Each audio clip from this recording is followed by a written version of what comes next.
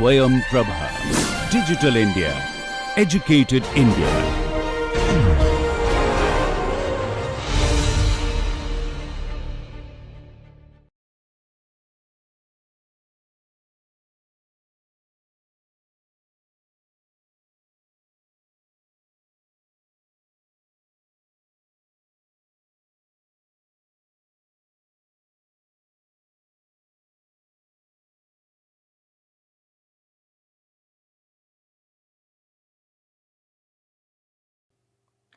Welcome students to the class of Introduction to Political Theory.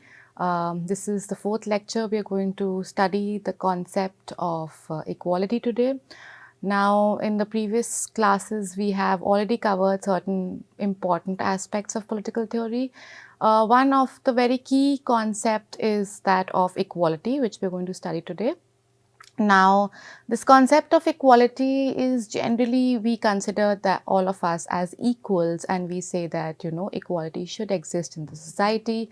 But the problem with the concept is that we can never say that all humans are equal. Probably, yes, in our worth, we might be equal, or we would like to say that in an ideal situation, we all are equals. But when we actually compare human beings, we all know that we are very, very different when it comes to our capabilities. We are very different when it comes to our physical outlook. We are very different when it comes to our intellectual and so on. So when we say equality, in our minds, the first thing that comes up, yes, we are all equals and we have an equal moral worth, which is true that as humans, as that natural equality, we should be able to achieve that. But actually, when we say that equality is not a fact, but probably a statement. Why do we say that? We say that because, in factual terms, in empirical terms, we can never say that all of us are equals. We are definitely very, very different from each other, and that is why we say that it is a matter of not fact, but it is a matter that we would like to achieve. It's a statement we would like to achieve in an ideal situation. But when we talk about this concepts of liberty, equality, fraternity, the first thing which comes to our mind is the French Revolution. Now, during the French Revolution, it was the first time that these concepts were actually used. But can we say that it was only French Revolution which talked about equality, which talked about liberty? We have different connotations given by different thinkers who talk about equality in different dimensions of it. So today's class is basically what we're going to study. One is how this concept of equality evolved over the period of time. We just do not say that French Revolution would have been the origin of this concept, but we also see that, how this particular concept has been grasped by different thinkers across the world. And also we see how they have interpreted this conceptual analysis of equality in regard with, say, liberty, in regard with justice, in regard with rights. Okay. Second, we're going to study today is basically equality of what? Now, this is very, very important. We generally say we have to achieve equality. There's equality in the society. But what is this equality and what are basically we trying to achieve when we talk about equality? So what kind of equality are we basically trying to achieve? So that is a very important aspect, that equality of what, okay, is we going to cover in today's class. Now, the objective of today's class would be particularly one, that you will be able to understand equality as its conceptual analysis, as its theoretical analysis, and secondly, you will be able to differentiate that over the period of time, what are we trying to equalize and why are we trying to equalize, why equality is actually important, when in my first statement I said that equality is not a fact, it's basically a statement. We can never say that we are all equal. Then what exactly are we trying to achieve here is very, very important. Now, lastly, what you will be able to grasp from this particular class is that, equality is something which we basically see in our constitution, the Indian constitution, the American constitution, and across the constitutions of the world. But to what extent we have been actually be able to grasp this concept in reality is what is the objective of this class. Now, to begin with, we will particularly start with the introduction of this concept. Now, as I told you, if I say that, okay, we all are equals, but does that mean that we actually have an equality in terms of wealth? Do we have equality in terms of our social life? Do we have equality in terms of our well-being? Of course not. That's not the case. But if I say that yes, as a human being, I have the moral worth to enjoy liberty, and my liberty should be equal with the liberty of others. So yes, that concept of equality has generally been accepted across the world. Now, to start with, equality, like liberty, is prominent political idea of the present day world. The French Revolution 1789 was fought for liberty, equality and fraternity. Liberty and equality taken together describe the conditions of human emancipation. They constituted their voices for changing the unfair conditions. Liberty and equality in this sense may be interpreted as complementary principles. Now, as I said earlier also, yes, liberty, equality, fraternity are these concepts which have generally come across to us during the French Revolution, and we basically see that what happened in French Revolution was basically a kind of a revolution which came against the exploitation. Now, we all know that since ages we have something called the slave society. Now, in the slave society, the slaves did not had any liberty, they did not of course have any equality, and of course no rights. So then we see that this French Revolution was a kind of a revolution which brought about this concept of equality, but it did not just come alone. Now, the very important fact is, why was it accompanied with liberty? Is because when we see liberty, it cannot exist if we actually do not have equality. As we also studied in our previous classes on liberty, that particularly equality and liberty are very complementary to each other. Why? Because if I say, for example, you have the liberty to choose a career, but then if I also say that only limited amount of people are allowed to choose music, then you would say that that's not fair. Why? Because equality has not been achieved here. Equality basically means that everybody should have that freedom to basically, for example, vote. If I say that only men are allowed to vote, and that too only educated men, then again we have freedom. But does that mean that it also has the value of equality? Certainly not. So then we basically say that humans might be different in innumerable ways, but we believe, and rightly so, that we are essentially equal and possess equal worth, especially when it comes to realizing this ideal in social, economic, political structures of a society. So again, I would say the same thing, that equality is basically not a fact, but an ideal which we basically would like to achieve. In very general sense, equality is a relationship between two or more persons or groups regarding some aspects of their lives. The idea of equality is not a simple one, and it is not easy to determine the accuracy of the relationship or maybe define the terms of the relationship. Now, these two particular pointers where it is said that accuracy of the relationship. Now, if there are two people and we say that they are both equal in regard of their intelligence, we cannot say to what accurate position can we both regard them as intelligent, because again, intelligence can be both, either it could be logical or rational or both of them. But do we say that intelligence can actually be empirically verified?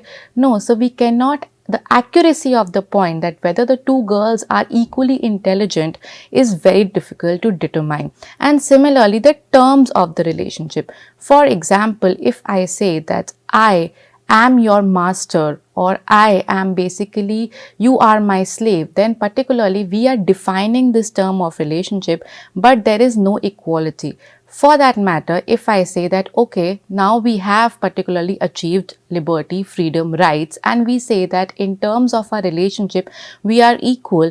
But for example, let's take Indian society. Now, we all know that Indian society was divided into the 4 castes, okay? But we also know that after independence, we basically adopted a policy of non-discrimination on the grounds of caste particularly. But does that mean that in particular reality, people have actually accepted equal terms of relationship with the lower caste? That is exactly very difficult to determine. So that is the problem with equality. The accuracy of the equality and the relationship in terms of equality is very difficult to determine, and that is why it is said that idea of equality is not a simple one. Now, this is what I have been saying, that equality as a statement of right and not of fact. Modern idea of equality is derived from the onset of rights. Equality is a prescriptive term and not a descriptive term. Now, what does this mean, that it is a prescriptive term and not a descriptive? Prescriptive basically means that you can prescribe to it, okay? Prescribe basically means that, for example, if I have 2 students, okay, and those 2 students are basically competing against each other, so I will let them start, say they are competing in a race, okay? So I will, in order to ensure equality, would let them start from the same starting point. But does that mean that they will going to end the race also at the same time? No, that's not possible, because we all know that we differ in our capabilities, okay? So, but in reality, I have prescribed them a kind of a level playing field, okay? But in terms of descriptive one is that I know that in the end one will win, other will lose for sure. But that is basically not a point of fact. We can never ensure the 2 of them to reach the end point at the same time. So that is why descriptive is basically empirically tested. For example, I can never say that A person will always finish the race first and the B person will never finish the race first. It could be vice versa sometimes. So that is why it can never be empirically tested, and we will never be able to know whether they are both equal in terms of their physical strength of running, okay? Since we argue with the fact that men should be treated equally, but they are not in fact equal, we tend to establish a more fundamental equality among men, equality as a fact, to press their claim of equality of all human beings is thought to be founded or established, are conveniently described as foundational equality. So again, we are trying here to basically found or establish equality, but that doesn't mean that equality in reality will always exist, okay? The idea of equality does not derive its support from nature as the idea of liberty. Now, this is very, very important. What do we mean that the idea of equality is not natural, but the idea of liberty is natural? Idea of liberty is coming from the moral worth of individual human being. When I say each individual human being has the right to freedom, we basically say that it is in our nature. We are born free. We should not be born under any kind of slavery or mastery, okay? So that is a natural process, okay? It is intrinsic in our nature. But when we say equality, equality can never be intrinsic in our nature. Why?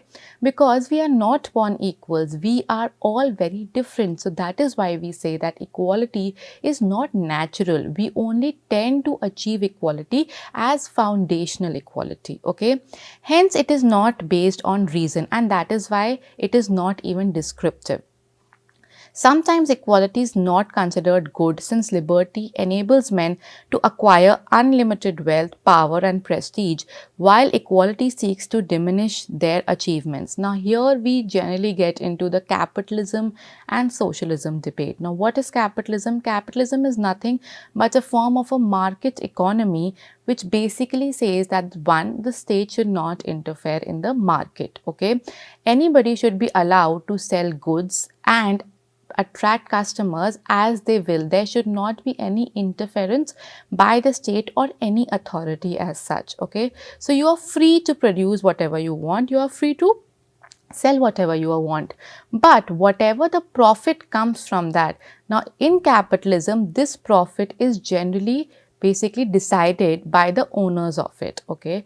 But if we take in socialism, which is another aspect of economical market, we basically see that the state plays a very important role here. Why? Because in socialism, the state is the one who basically has the control over what is being produced and what is the profit of that. And that profit is basically divided equally among the population of the country. Now, some of the theorists would say that why competence of few should be divided by in others when their competence is very low. But the point is that in order to ensure welfare, some of the societies have adopted the socialist policy. Now, coming back to this line that sometimes equality is not considered good. Why? Because if I say that I am becoming wealthy because of my competence, whereas on the other hand state comes in and steals away my wealth and distributes among the people because it has to ensure welfare, I would be totally devastated. Why?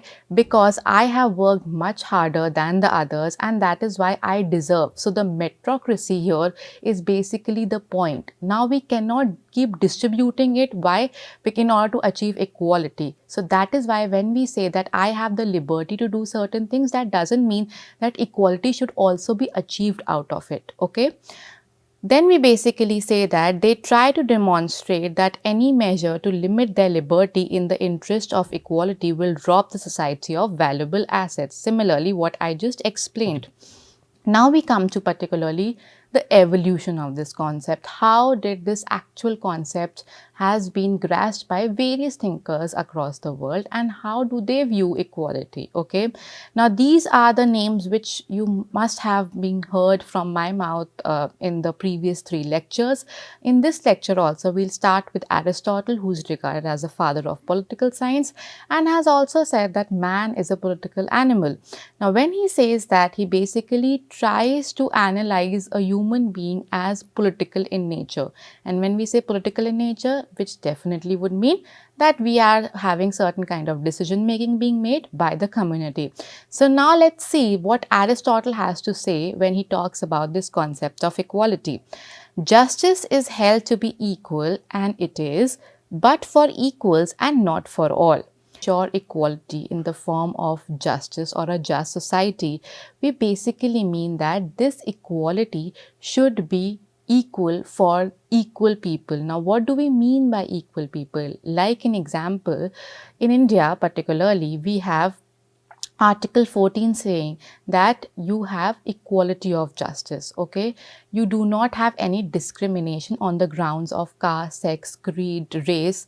Okay, which basically means that you are all equal in the eyes of justice. Okay, so now this concept is correct and adopted by Aristotle. The second concept is an inequality is held to be just and it is indeed for unequals and not for all. Now, for example, if there are 2 people and there is a case between the 2 people, one is very rich and the other is poor. Now, can we say that justice would prevail among these 2?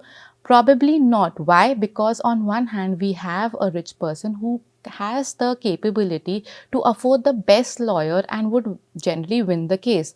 What about the other one who is a poor one? Now, in that case, we see in India particularly, we do provide certain kind of say judicial benefits. Now, what is this judicial benefits is that the judiciary would definitely provide that poor person with a lawyer. Why? Because he cannot afford it. So then justice, in order to prevail, has to have certain kind of inequality achieved. So Aristotle is saying here that justice is to be held equal and it is for equals. Okay, and inequality, if at all inequality has to be there, it can only be justified among unequals. Okay, so Aristotle defends the natural inequality on the basis of ruling and the ruled. Now, Aristotle, when he was writing, he was basically trying to create a society where we can say that who will be the part of this political system and would rule us, and who will be the part who are not going to be particularly ruling but ruled. Okay, so Aristotle has divided the society into 2 parts. One, who are the rulers and who are being ruled. Okay, now when he divides the society in the 2 parts, we basically are creating a division that one is of course of higher capability and one is of lower capability. And that is why, according to Aristotle, the concept of equality should be particularly assumed in such a way that it is for equals and not for all, and unequal should be treated differently and not with the equals. Okay, so he has basically divided the society and created a kind of distinction between who is the ruler and who are to be ruled. Okay, now this is particularly Aristotle's conception of equality, that every individual is not equal. We've established this fact. Now coming to Hobbes. Okay, now if you remember, Hobbes, Locke, Rousseau were social contract theorists, and let's see what they have to say about the concept of equality. Nature has made men so equal in the faculties of body and mind, so that if it is found that one man is stronger in body or quicker than mind than another, yet it is to be reconciled together, the difference in man is not so much considerable. Now, Hobbes particularly rejects this notion that there is inequality among humans. Why does he say that? He says that because he says that one person might be in physical strength more, but that doesn't mean that he will also have intellectual capabilities. He might not have that, but on the other hand, you have a person who might have intellectual capabilities but is not physically strong. But if you put them together in the end, you would realize that they both to some extent are able to fulfill their particular demands and needs. So in all, in the holistic manner, there is no difficulty here. Okay, so that is why Hobbes considers natural equality in the state of nature. Now, when we talk about Hobbes, there is a distinction between state of nature and the social contract. Now, state of nature is something which existed before this contract came into being, and before the state of nature is basically a kind of a system where we were hunters and gatherers and anybody could go and kill anybody. And that is why in the state of nature, he says that this inequality used to exist.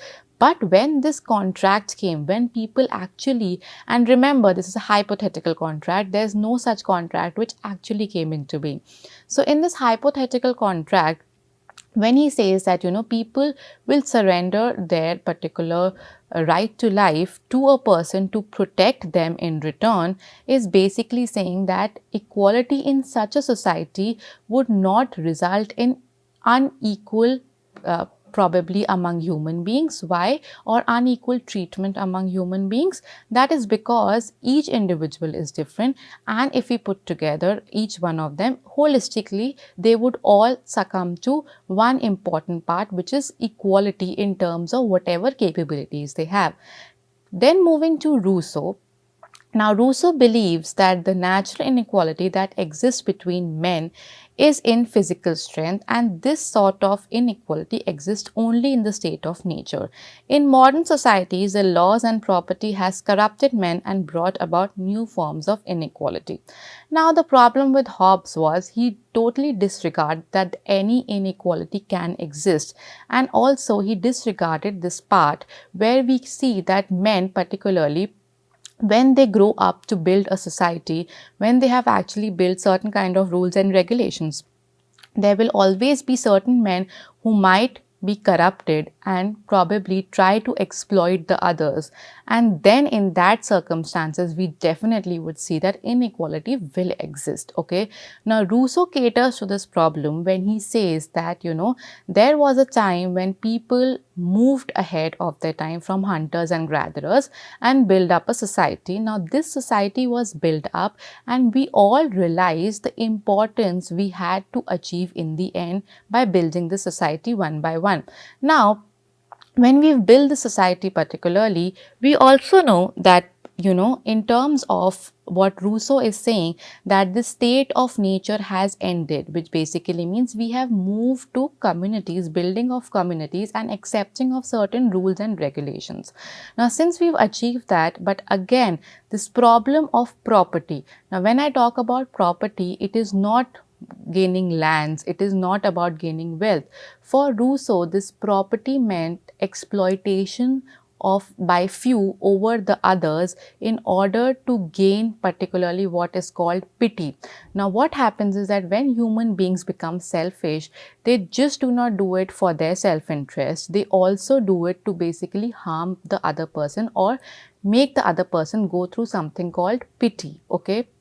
Now for Rousseau, all this is existing in the society only because there is something called property which is being existed. Okay.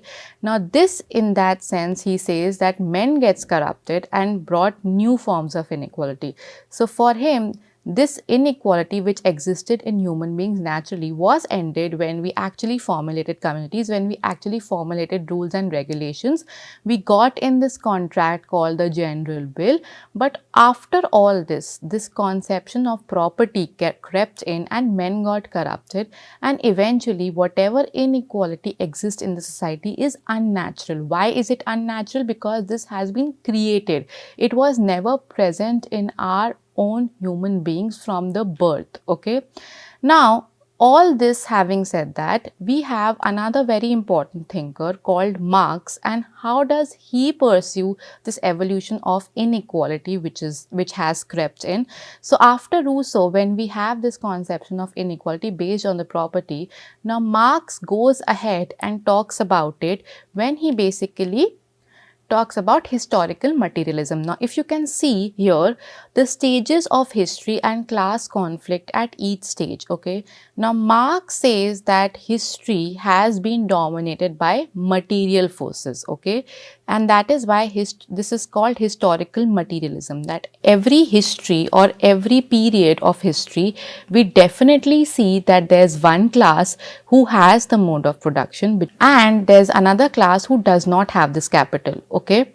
Now, if we see in primitive communism, there were no classes and there were no conflict. Now, this is basically a period where all of us were hunters and gatherers. Then came the period of slavery, where there's a division between slave owners and slaves. Now, in slave owners and slaves, and the second part, which is the feudalism, if you see, the landowners and the serfs. Now, slave owners and slaves and landowners and serfs. Now, the only difference between these two is that in slavery, the slaves had no right even on their right to life.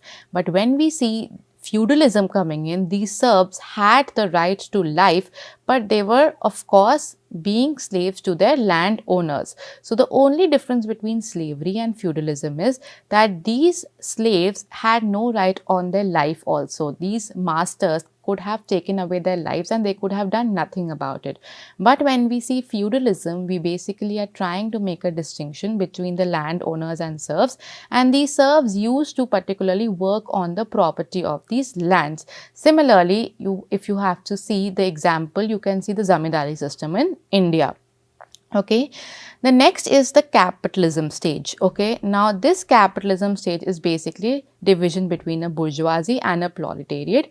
Now, this division is basically bourgeoisie is the capitalist class and proletariat is the working class. Okay.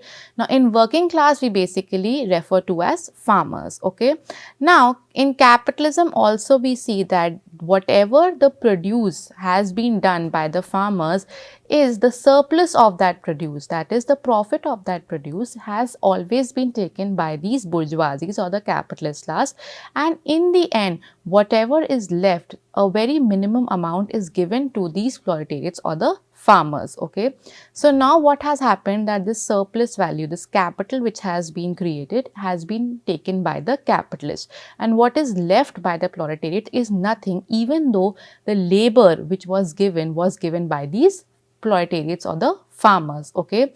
Now, Marx says that since this situation of exploitation has been existed from the history, what will happen in order to end this, we would require something called a revolution, where this particular farmer class or the proletariat class would basically lead this revolution and overtake whatever the capitalists have or the produce they have, and that is when we will be actually be able to secure some kind of equality in the society. Okay, so for Marx particularly, the next stage would come is the socialism, where there would be state managers, there won't be any masters, and there would be workers, which would mean that whatever the produce is going to happen, it would be equally divided among the people and state would take control of it. Okay, communism is the last stage which Marx says would come, and there would be no classes and no conflict. Okay, so here we would again reach to the first stage, which was a primitive communism,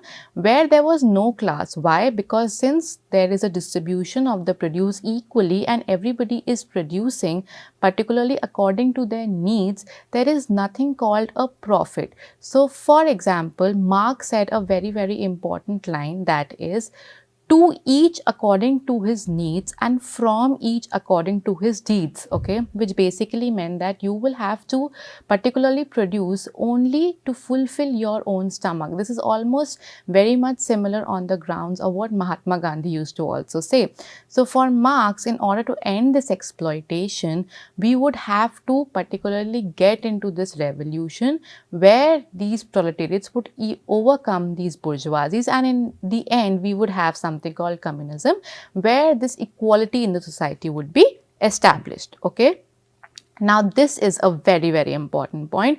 Equality of what? Now we have established this concept of equality, how it has been treated by different thinkers and how do they think that equality can be established. Okay, now equality can be established is one thing, but equality of what? What are we trying to equalize? Okay, how are we trying to equalize?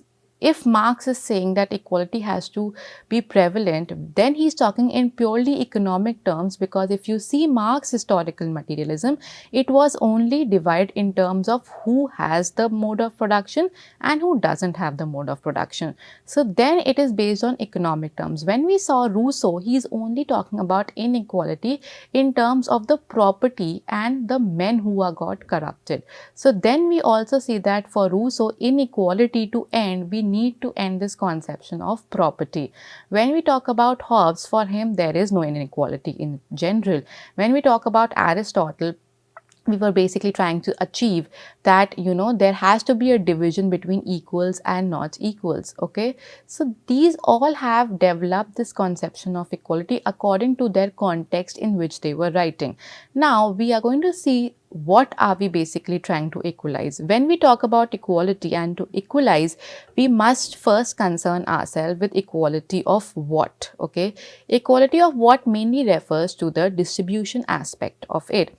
Although it is difficult to have a final word on equality of what, authors have identified three metrics of equality. Again, we have already established this fact that equality of what, or what is equality, or what kind of equality do we need. It's a very contemporary and debatable topic. Okay, if you see the evolution of equality, and now if you see, we have come a long way in terms of equality or what actually equality means to us. So that is why let's just read these three metrics of equality and how has these thinkers actually evolved this conception of equality according to their understanding. Okay, now we'll start with equality of welfare, which is a utilitarianism approach. Okay, now when I talk about equality of welfare, before I get to that, let's just see what is utilitarianism. Now utilitarianism is basically a thought process, or you can say a kind of a field of political science or an approach of political science, which was started by Jeremy Bentham. Now Jeremy Bentham is basically a utilitarian, and we also see that J.S. Mill, who we studied in Liberty, is also a utilitarian. Now who are these utilitarians? Now these utilitarians are people who think that happiness has to be restored in the society, and in order for happiness to be restored in the society, there has to be welfare restored. Now what they have a particular slogan which basically says, in greatest happiness lies greatest numbers, and the greatest numbers would eventually ensure the greatest happiness of everybody. Okay, now happiness is here the quotient to establish welfare. Okay, now this is being used by Jeremy Bentham, who says that anything which causes pain should be avoided and anything that causes happiness should be basically incurred. Now, equality of welfare is what something utilitarianists are talking about. Now, what is this they are talking about? They are basically saying that equality, in order for equality to be assured, there has to be welfare, and once this welfare is equally divided among people, it would be eventually assured. Okay. So then they say that yes, anything that causes pain to everybody should be removed and welfare should be restored. Now the problem with this concept is that, for example, I am very happy with one bicycle and another person is happy with the car, okay? But does that mean that my happiness of having a bicycle and particularly my earning should be given to somebody who has a very much high interest or has something which would want a luxurious living? If I am happy with a very basic living, that does not give somebody else the right to take away what I have produced and use it for buying some luxurious goods because he or she wants a luxurious life. Now the problem with this concept is that we cannot ensure happiness because happiness is something which we cannot measure. Okay, there is no measurement which could actually tell us how happy we are. Okay, so for different people happiness lies in different things and we cannot assure that everybody is happy at one given point of time because that's very difficult to achieve. So hence we see that this equality of welfare or this approach which utilitarianisms are providing does not stand ground. Why? Because we cannot assure particularly welfare equally. Okay, of course our basic aim is to ensure welfare, but equality in that is very difficult to achieve. The second notion or the second metric is equality of resources. Now, before I start with equality of resources, this is given by John Rawls and Ronald Dworkin. Now, Dworkin and Rawls are basically talking about that equality, if has to be achieved, it should be through distribution of resources.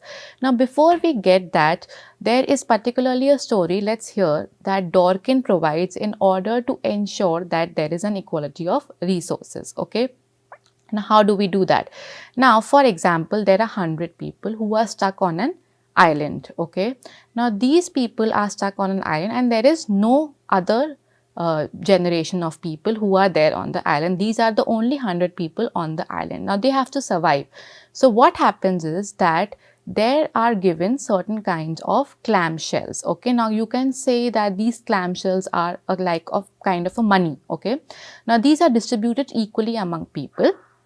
Now, when these clamshells are distributed among people, what they do is that they, from these money or these clamshells they have, they would buy certain kind of resources and eventually they would buy only those resources whom they are good at. For example, if some person is good in farming, then he would buy the land. If somebody is good in fishing, then he would buy the shores. If somebody is good in, for example, grazing the cattle or cattle products, then he would buy the cattle. Now, according to their capabilities, they would use these clamshells, which is money, to buy these resources, so that in the end, everybody has equal amount of resources which they were capable of to produce. Okay. Now the problem lies here is that there is ambition, okay, that we want to particularly use these clamshells to buy certain resources according to our capabilities. That's your ambition. The problem here comes at what if somebody is physically handicapped? What if somebody is blind? In those cases, then they are basically deprived. Why? Because we have already established this fact that we are not equals when it comes to our particularly not just capabilities but in our physical appearances also. Now, everybody says that since these people are handicapped or they are blind or they suffer from some kind of physical inequality, they should be given some more clamshells in order for them to become equals with others. Okay. Now, in reality, okay, Dworkin particularly is very realistic person, and he has given lot of taxation schemes also, where he says that this will be an insurance scheme. Now, these people would keep some amount of money as insurance in order so that any natural calamity to occur, they would be able to use these clamshells. So, there is one ambition sensitive scheme where everybody was given clamshells according to their capabilities, and there's insurance scheme where we see that people have kept some amount of money aside so that whenever there is certain natural calamity they can use it. And third, we also see that some people gave money extra to those people who were not equals with them. Okay, so we have ambition sensitive scheme and we have insurance scheme. Now Dworkin says that we need to apply this in reality, where we see that people who produce more or who are rich would be taxed accordingly, and people who do not have that much of income would be taxed accordingly. Now you see that happening in current times also. We all know that the taxation, the income tax which you fill is basically according to the amount you earn annually. Okay, so this is a scheme which was endorsed by Dawkins when we see the equality of resources. Okay, the second is equality of capabilities, which is given by Amartya Sen. Now you must have heard about him because he won the Nobel Prize in Economics. Amartya Sen basically talks about that you can even distribute resources, you can ensure some kind of welfare, but till the time you do not work upon people's capabilities, how would you actually ensure equality in general? Now he says that capabilities is something which we should work on. You can basically teach somebody to read and write, okay, but does that mean that they are educated enough? I know how to read and write, but does that mean that I'm well educated? Probably not. So Amartya Sen says that education should not just be that you can read and write. It should be something where you can use this capability to ensure a well-being. Okay, so then he proposes that it should be equality of capabilities and not just equality of resources, because you can divide the resources equally among people, but if you do not make them capable, if you do not give them education enough, they would not able to survive that long. So for him, equality of capabilities is as important as particularly division of resources or even ensuring welfare for them. Okay, so Amartya Sen is basically trying to come up with this idea of capabilities or an approach of equality by ensuring capabilities. Okay, now the last one is complex equality. Now why this is complex, we will see. Now we have Michel Walzer. Okay, Michel Walzer is talking about complex equality. Now Walzer is basically a communitarian. Now please do not confuse communitarian with communism. Okay, they are two basically different terms. Now what is this particularly communitarian? Communitarian is basically are people who say that community is much more important than particularly your individual. Okay, why? Because when we saw liberalism coming in, we basically saw that individual was very important. Okay, rights individual, okay, liberty should be individual. But Michel Walzer says that this liberalism or this individual which has come into being is also a part of this something called a community. Individuals do not exist in isolation, they exist as a part of a community. Now when this community you are being existing in, this individual's duty towards this community is something which is particularly prominent in Michel Walzer, and his conception of equality is also based on this. Okay, now Walzer says particularly that there is something called complex equality, that is that equality as a concept or equality of what can never be categorized, whether we are distributing resources, whether we are ensuring capabilities, whether we are ensuring welfare. It's a complex term. Why is it a complex term? We will see. Now, it is a communitarian. critique of distributive justice. He has given in his book Spheres of Justice a defense of pluralism and equality.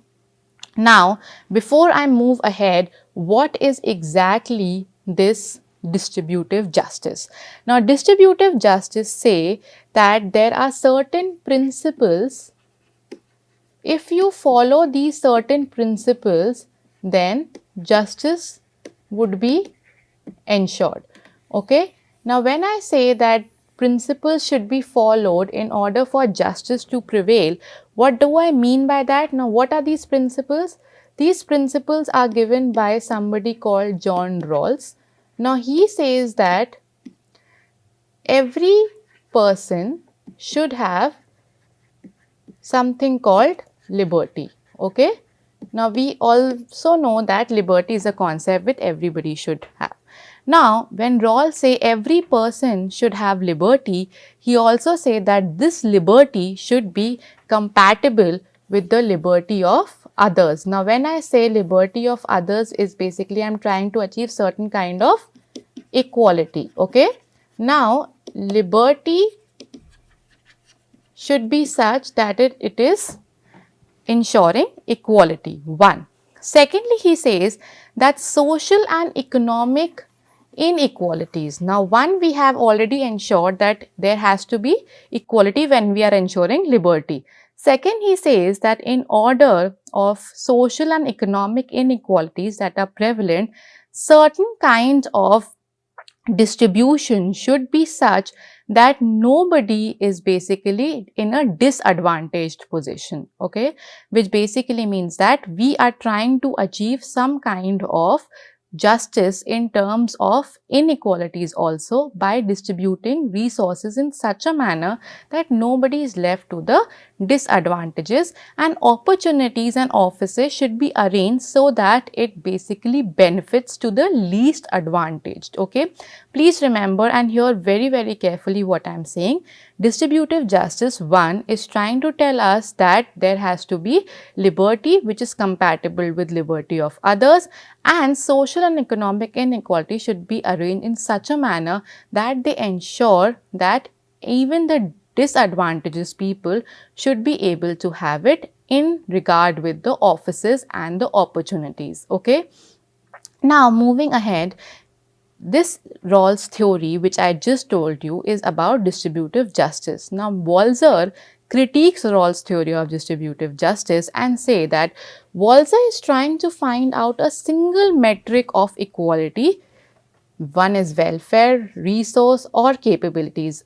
What is Walzer trying to do? Take out one single metric which would ensure all these three. He mainly provides a critique of Rawls' theory of distributive justice and opposite to a simple equality. Now, this is what we just discussed about what I told you, that each person is to have equal right to the most extensive liberty compatible with the liberty of others, and social and economic inequality should be arranged that it is to the greatest benefit of the least advantaged and attached to the positions and offices open to all under conditions of equality and opportunity. Okay. Now, this is what basically Walzer has a problem with. Okay. Now, this was given by John Rawls. Okay. Now, what is particularly Michel Walzer is saying that these concepts, whether we talk about liberty, whether we talk about equality, whether we talk about justice, can never be universally applied across societies. Why? Because the meaning which we attach to these concepts are very different in every society. For example, there are 3 circles. Okay. One is here of politics, one here is of health, and one here is of economics. Now, a person which is good in politics would definitely want to be a part of this particular circle and would definitely mean that we have a government here. Another person who basically believes health is important would try to establish hospitals. Okay. Somebody who basically believes economics is important would try to establish an economic system that would ensure equality. Okay.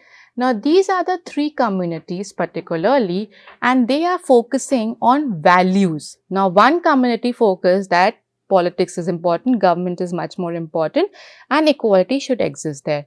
Another community gives importance to health, and the third community gives importance to economics. Okay, but these are mostly interrelated when we talk about any particular society. But in order to ensure equality in these spheres individually, what is important is that this particular sphere of politics should not have any influence on this particular aspect of health and hospitals, and similarly economics should not have any influence on these other two. Now, how do we ensure this? Now, he says that all cultural communities, societies have distinctive fear of distribution, okay, which basically, as I told you, that every society would give some importance, whether it is to politics, whether it is to health, whether it is to economics, okay, and different spheres have different criteria of distribution, okay. Now, these are the spheres. So, why his particularly concept is book called Spheres of Justice? Because these are the spheres he's talking about, okay. So, different spheres have different criteria of distribution, okay. In politics, as I told you, if politics is important for them, they would ensure that the government is accountable, responsible.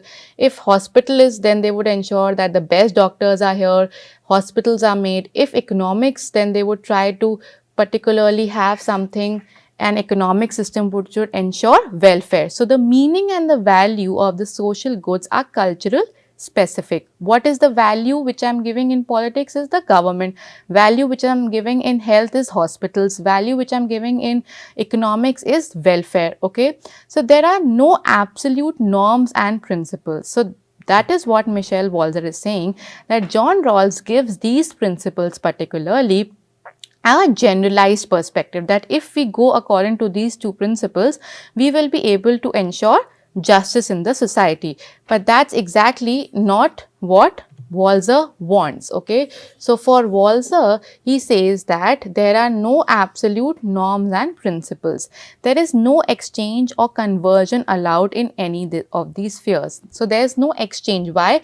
Because if people would have to exchange government politics in terms of hospitals and health, they would use power to basically employ people whom they are benefiting, okay. And similarly, if in health department they are being influenced by the politics, which we see now also, that people would try to bribe these particularly doctors and nurses for their own good, okay. And similarly in economic sphere also, if we see that the politics has an influence on this economic sphere, which we would always see that either the bureaucrats would have an effect on the capitalist or the bureaucrats, and vice versa, okay.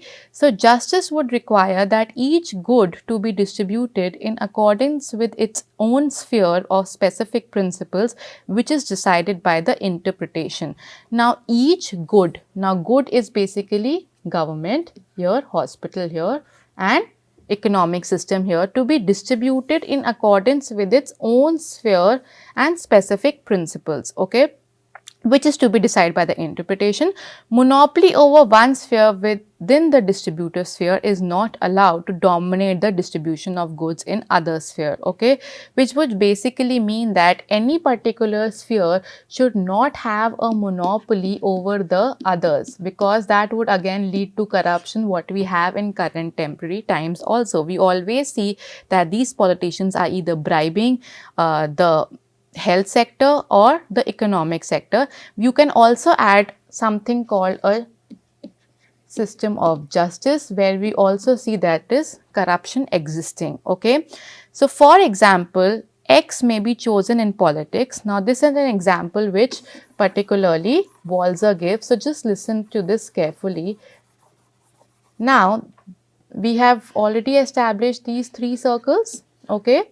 Now, this is of politics, this is of health, and this is of economics. Now, somebody say X who is chosen in politics over y. Now x is chosen in this circle over y, then the two of them will be unequal in the sphere of politics. Okay, so these two are unequal. Why? Because x is chosen, but they will not be unequal so long as x office give him no advantages over y in other sphere. For example, X is chosen in politics. Now, Y might be chosen here in economics, but for this Y to be chosen here in economics, X should have no influence in this particular sphere so that he would not be able to manipulate or influence. Okay.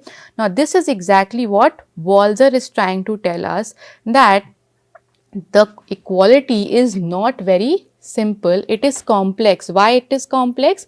Because he's trying to first ensure this welfare, resources and capability in one single metric, and also the values we attach, these values of social good we attach to each particular sphere has a very different and cultural aspect to it. So that is why, in order to ensure equality, this particular example where X should not have any particular position to influence Y in any other sphere is basically what Walzer is talking about. Okay. Now, when we actually say all these things, what we are trying to mean here is that let's go back to what we started with: equality of welfare, equality of resources, equality of capabilities and complex equality. Now, all these thinkers have tried to come up with something called, in order to ensure equality, what do we actually need to do. Okay, but if you see that none of them were basically trying to have a holistic approach of equality. If we basically see that welfare, equality of welfare is ensured, that's not possible. Equality of resources, now for that the counter argument comes with Amartya Sen saying that no, resources can be distributed, but what will a person do with these resources if the person is not able to particularly have a very good life because he does not have those capabilities to use those resources. So then we see that the capabilities come into being and we require enhancement of our capabilities by the state. Complex equality, which Walzer is talking about, now this particular equality of what, which is equality in terms of differentiating between the three spheres, is something which we see very much new coming into light, and that is why we also see that Walzer is trying to overcome all these equality of welfare, equality of resources and capabilities through his approach, where he tries to fulfill a kind of a justice system where we are trying to prevent corruption in contemporary time. Now, if we see that this is exactly what is happening in right now situation as well, that in one sphere, which is probably the government and the politics, in another sphere, which is economics and health sector or justice system, we see that all these have too much of influence on each other, which Walzer had a problem, and that is why he says that every particular society would give certain kind of value to other goods. Now, again, if we have to take an example of India as a country, we would say that most importance here is given to politics rather than particularly, or to government rather than to other two sectors. Okay, though there might be some kind of debate over this, but again we see that there's too much of influence happening here and there, and that is why Walzer says that no matter what, in order to ensure equality, there has to be some kind of separation of power. Though in India we do follow separation of powers, but it is not absolute in nature.